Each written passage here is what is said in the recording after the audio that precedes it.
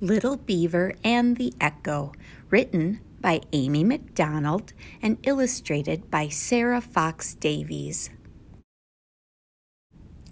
Little Beaver lived all alone by the edge of a big pond. He didn't have any brothers. He didn't have any sisters.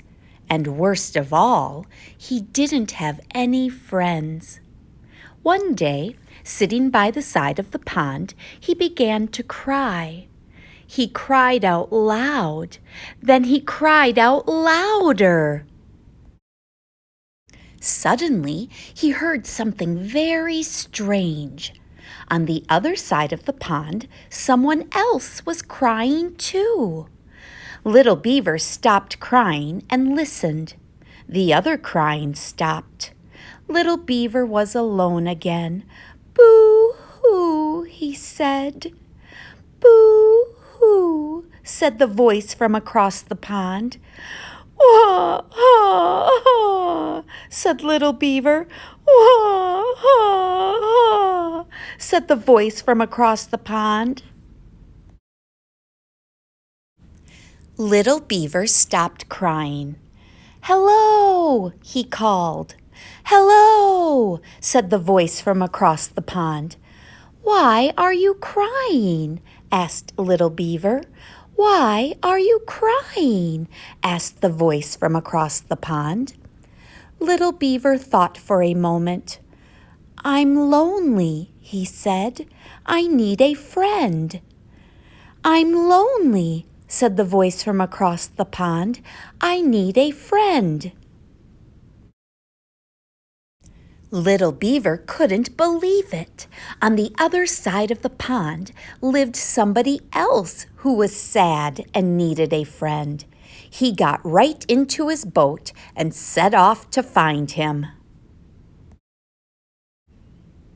It was a big pond. He paddled and paddled. Then he saw a young duck swimming in circles all by himself. "I'm looking for someone who needs a friend," said Little Beaver. "Was it you who was crying?" "I do need a friend," said the duck, "but it wasn't me who was crying." "I'll be your friend," said Little Beaver. "Come with me." So the duck jumped into the boat. They paddled and paddled. Then they saw a young otter sliding up and down the bank all by himself.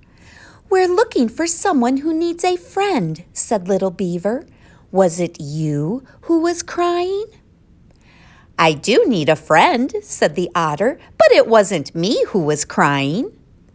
"We'll be your friends," said Little Beaver and the duck. "Come with us." So the otter jumped into the boat. They paddled and paddled. Then they saw a young turtle sunning himself all alone on a rock. "We're looking for someone who needs a friend," said Little Beaver. "Was it you who was crying?" "I do need a friend," said the turtle, "but it wasn't me who was crying." "We'll be your friends," said Little Beaver and the duck and the otter. "Come with us." So the turtle jumped into the boat, and they paddled and paddled until they came to the end of the pond. Here lived a wise old beaver in a mud house, all alone. Little Beaver told him how they had paddled all around the pond to find out who was crying. It wasn't the duck, he said. It wasn't the otter, and it wasn't the turtle. Who was it? "It was the echo," said the wise old beaver. "Where does it live?" asked Little Beaver. "On the other side of the pond," said the wise old beaver. "No matter where you are, the echo is always across the pond from you." "But why is he crying?" said Little Beaver. "When you are sad, the echo is sad," said the wise old beaver. "When you are happy, the echo is happy too." "But how can I find him and be his friend?" asked little Beaver. "He doesn't have any friends, and neither do I." "Except for me," said the duck. "And me," said the otter. "And me," said the turtle. Little Beaver looked surprised. "Yes," he said, "I have lots of friends now." And he was so happy that he said it again very loudly. "I have lots of friends now." From across the pond, a voice answered him. "I have lots of friends now."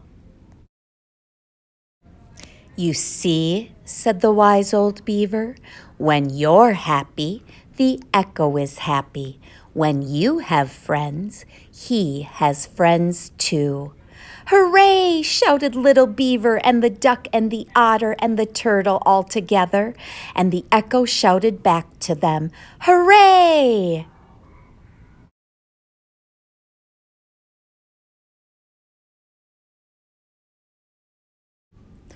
And now let's hear a little bit about beavers from Dean Matheson. All photos taken at Whitewater State Park. The beaver will gnaw on a tree. It's showing like here they're gnawing on that tree, and eventually it will fall. And from falling that tree, they use the branches to build the dike in the pond, and also they'll use branches for their cache, depending on how big the branches are. And then the log basically just lays there. They're done with it after they get the branches off.